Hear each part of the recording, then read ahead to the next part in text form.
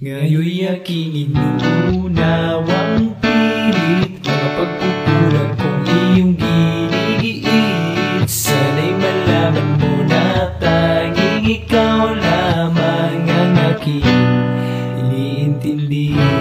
Nakatanim pa sa'king alaala, pangako mo mananatili ka. Kaya't pag-isang mo'y naiwan ang pusong ito na ngayon'y bitin na bitin. Di mo na mababawing iniwang sakit sa mga salitang binitiwan mo.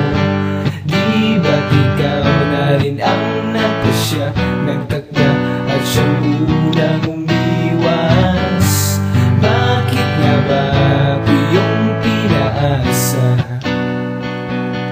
Nasa aking guni-guni malamig mong tinig, kasabay ng hangin na dumarampi, na para bang ika'y nariyan sa aking paligid kahit